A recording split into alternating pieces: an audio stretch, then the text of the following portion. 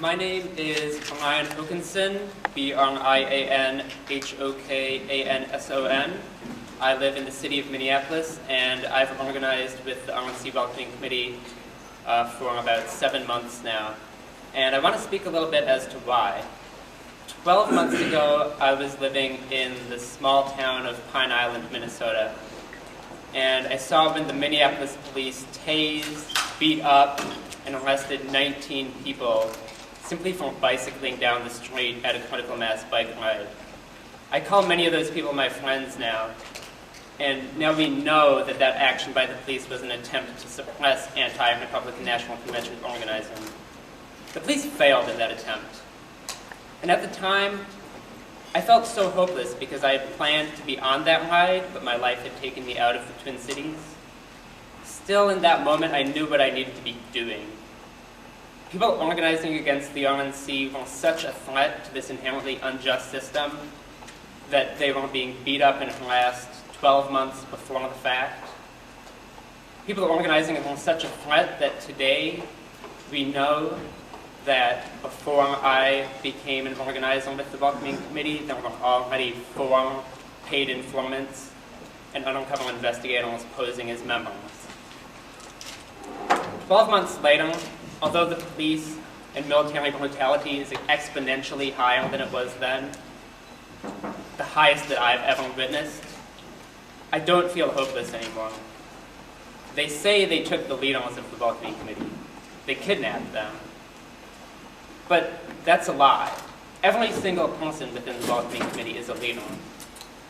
And it's not only that, our network of allies is only getting bigger.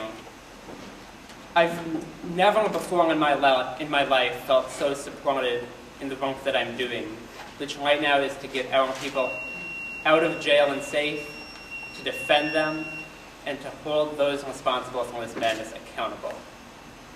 In the last week, we found supporters that we never knew existed.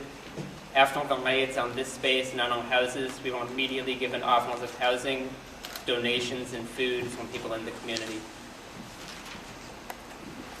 A little bit about why we organized the way we did. I've called Minnesota my home for every day of my life.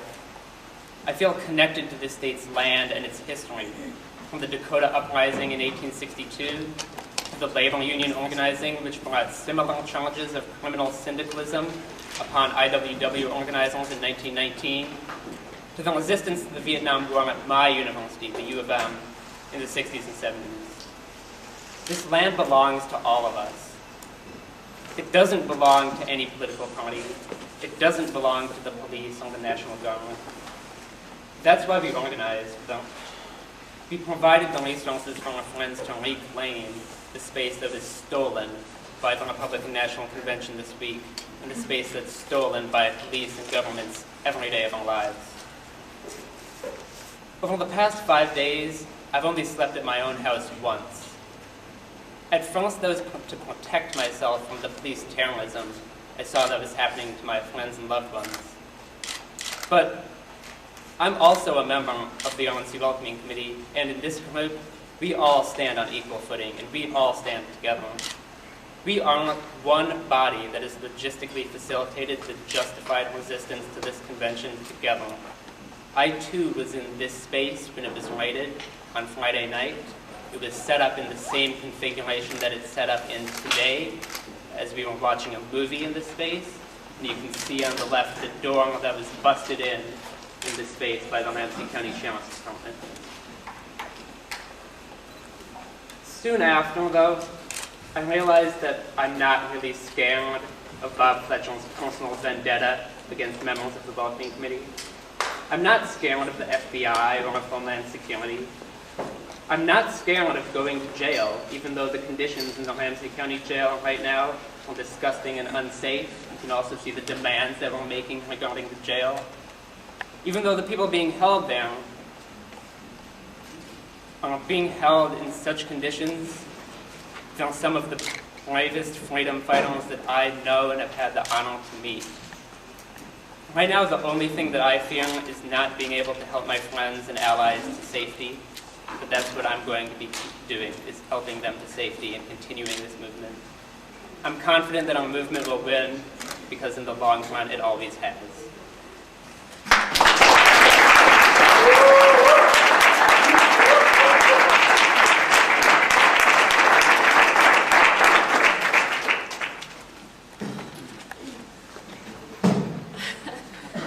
I didn't expect to get upset that fast. Brian, that was beautiful. I'm Nanette Eccles, and I'm a member of the RNC Welcoming Committee.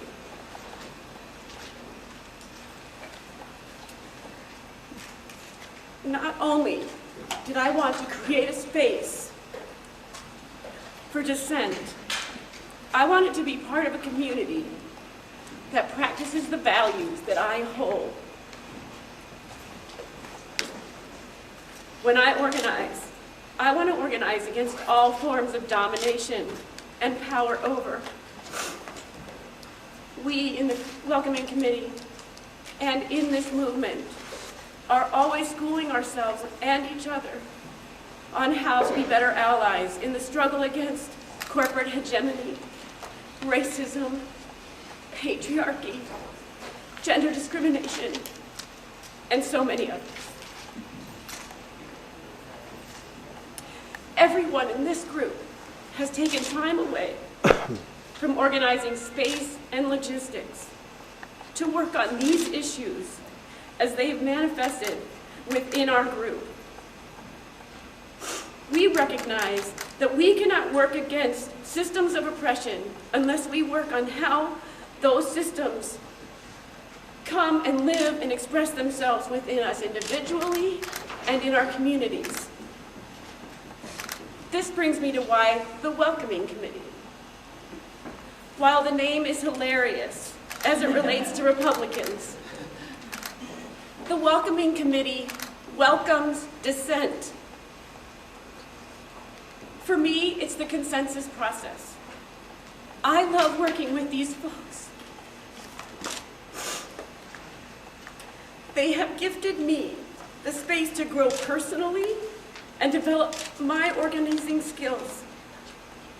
I am also heard, really listened to, with love, compassion, and acceptance. They accept me as I'm on my journey and as my journey is a part of our journey.